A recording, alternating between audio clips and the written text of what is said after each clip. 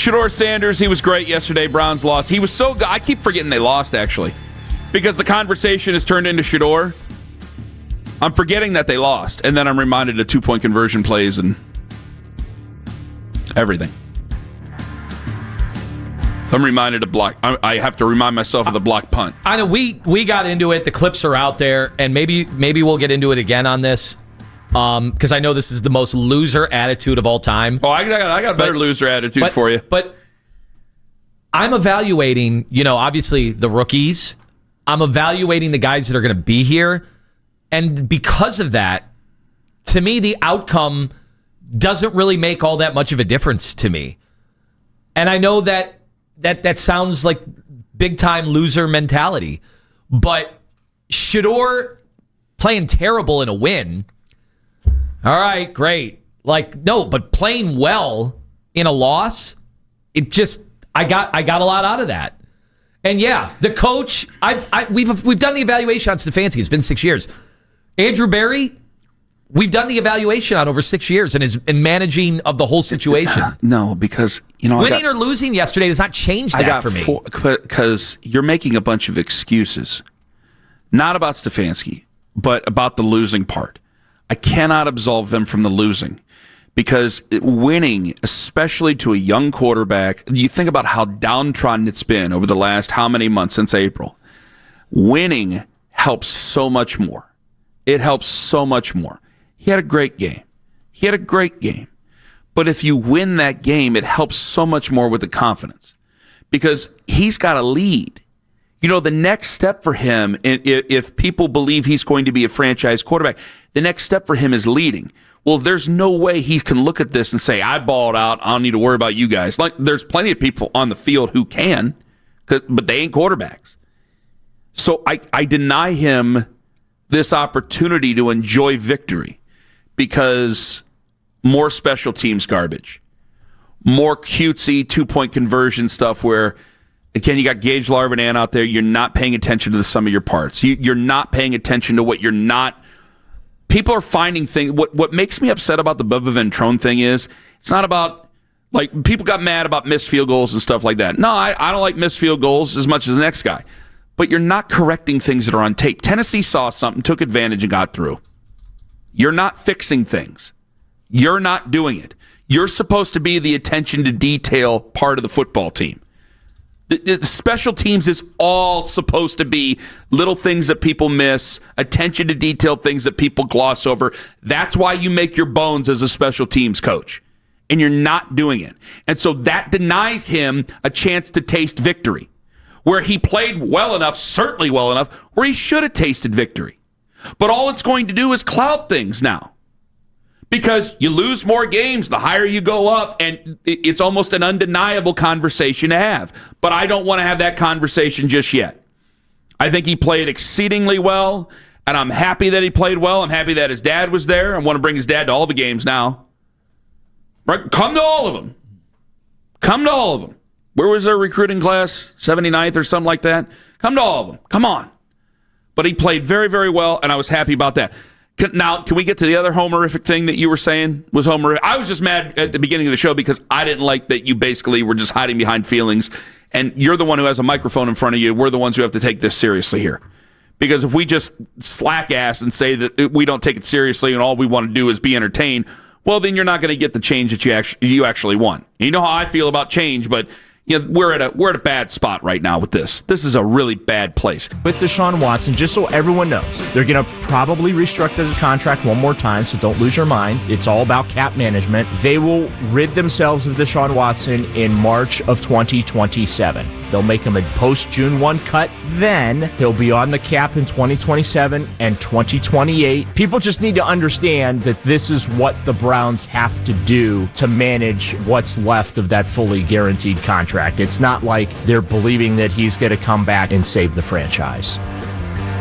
Ladies and gentlemen, the dangerous one, Darryl Ryder, talking about Deshaun Watson and the possibility of him returning in 2027. 2026. Greg Rosenthal. Is he still NFL.com? Somebody had said, let me get this out to you people who need to read it. He's not playing this year and he's not playing next year. And at that point, I'm like, Greg, you got to spend more. I don't know you personally. I'm going to call you by your first name. Greg, buddy, you got to spend more time in Cleveland than just the airport on a layover. This is the Browns we're talking about here. There's absolutely a possibility he could play. And this was before the game yesterday. Like, there is a certain sect, and I had it out with one, and we gave him the sweet chin music. There's a certain sect that no matter what you say about Shedeur Sanders, ain't gonna be good enough, right? I'm telling you right now, even after a great game, he played a great game, all options are still on the table. Mendoza is still on the table. Get as mad as you want. I'm telling you the truth.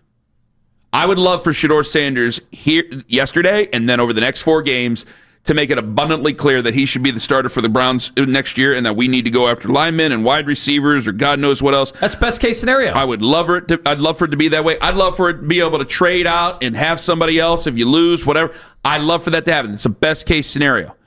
But it doesn't matter because I'm telling you right now what the truth of the matter is right now as of December 8th, that is still going to be heavily considered, if not the plan. Same thing with Deshaun Watson. You could end up having a 4-quarterback competition all over again next year. It's the Browns. There's nothing that makes sense here. Everything has to be considered. Everything has to be considered. So as great as he played on Sunday, and he was great on Sunday, Deshaun Watson will be back. Will they make it a competition? Because he very well could play next year. Now, I would think it's a sunk cost. And I would much rather, if it were down to him and if we're down to Deshaun, Shedeur, Dylan Gabriel, whatever, I would definitely want Shedeur to play because I would feel it's a sunk cost. But there's an organization that, as you know, Tone, they look at quarterbacks as current. Are you still making that stupid chart? It's a great chart. It's done. Get rid of the chart. It's Stop complete. it. Stop. We're doing a show here. Thought you were out of data for that. I'm done. That's why I have to go to publishing with it. Post your stupid chart for the love of God. Listen, I'm not against analytics at all, anybody. Kenny, this would be best case scenario. Me and you are agreeing, for everybody on YouTube, we've agreed that him balling out over these next 4 weeks. I mean, Bears, Bills at home, Who knows what the weather's going to be, and Pittsburgh. Perfect evaluation. Yeah. Because then we don't have to worry about anything that happened before. We don't have to worry about training camp snaps. We don't have to worry about snaps with the starters. Him overcoming, too, his offensive line, because it's going to be bad the rest of the year. If he can do that now, the Bears, I'm a little nervous. I'll be honest. The Bears are going to be a completely different animal than what he just went up against. Yeah. That is a great defensive coordinator. So be it. That is a great defense. So be it. His offensive line stinks. They have no running game right now. So be it. He's really going to have to shoulder the load. But if he does it, then, guys, this makes everything so much easier going into the offseason. Yes. And if you're firing Kevin Stefanski now, as opposed to before, like, oh, what about, Shedeur and all the other stuff that comes along with Shedeur, no one's going to care. If he plays great football, no one's going to care. No. Just like, I hate to say it, like if Deshaun Watson would have been really, really good, then a lot of the baggage stuff goes away because that's how it works in sports. And by the way, the Shedeur stuff, not even, I shouldn't have used baggage with one. Like, Shedeur's to me wasn't baggage. Like the fact that, he has a celebrity stature. Like, you see that confidence actually helps him. Yeah. Because he got hit time and time and time again, absorbed those hits, kept getting up, kept trying to make plays, and made some mistakes. Yeah, he's a rookie. I mean, I saw Patrick Mahomes making mistakes yesterday. That cost his team, and now they're almost eliminated from the playoffs. Like, I saw Lamar Jackson making plenty of mistakes. So there are plenty of mistakes to be made right now. I'm excited that he's going to go up against better competition now because he's had so far, let's be honest, the Raiders are terrible, Tennessee's terrible, and San Francisco, while very well coached, their players are not at the level of what you're going to defensively that you're going to go up against with the Bears this week. Mm-hmm. It will be a different experience for him. Obviously, I hope that he passes that test. And I'm already seeing in the chat, every time you say something that isn't the perfect world, they all freak out. That's fine. I don't care. I'm just telling you the truth, and that's the way that they see it because, again, this is still a team. They care very much. This is an organization. This is an ownership that cares very much about what the rest of the NFL thinks of them in so many ways, at least organizationally, operationally. If they believe that he is the quarterback, they will do everything they possibly can to make sure that he is as comfortable as possible because they care. And they also are obsessed with finding a quarterback. But they also know what the rest of the NFL thought of him. So they're going to continue to handle him, and I think they've handled him the right way. I was afraid that they were just going to turn around and hand the ball off, and that was going to be it against Tennessee. They opened him up a little bit. I think he played confidently. I think he played very well. That all being pointed out, that means I don't need to see any more Deshaun Watson stuff. If he has to be activated after 21 days or whatever it is, you can make him a backup, and that's about as far as I'm willing to go with it. Because if there's anybody on this roster that has a possibility to be the future, it's number 12 with the quarterbacks. It's him. And I just want to see him for the rest of the year, just to make sure we know. Because if you do get through Chicago and Buffalo and Pittsburgh and Cincinnati, then it may be undeniable at that point. But I've watched the way that this has gone. I hate what happened yesterday in the game, but I've watched the way that this has gone. I think that Tommy Rees has done good by him. I think that he's done well by himself. There's things that people are saying about him earlier in the year I don't agree with, and I'm sure we'll cross that bridge when we get there. But I came away very impressed yesterday, not just with the overall results of 360-plus passing yards and 3 touchdowns. The growth that you could see from him in the pocket from the first start he had just 3 weeks ago to this most recent start, I think that there's something exciting there. 216-474-0092. I want to see whether or not people agree. Because I don't think it's weird. I think that those who are upset on the social media chats, I don't find them to be real Browns fans. I think that people who are fighting against Shedeur Sanders, I don't know if those people are fighting against real folks. I don't know if there's any real Browns fans who really didn't like Shedeur Sanders at all. I think that real Browns fans, are looking for anybody. Yes, to be good enough. Why wouldn't you have an open mind right now? And I got to tell you this. Let me say this, because I know what I said after the San Francisco game, and I stand by it. I think there were a lot of people who weren't as excited as you thought, because Browns fans always show up.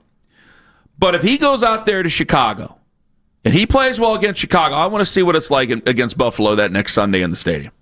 I want to see that.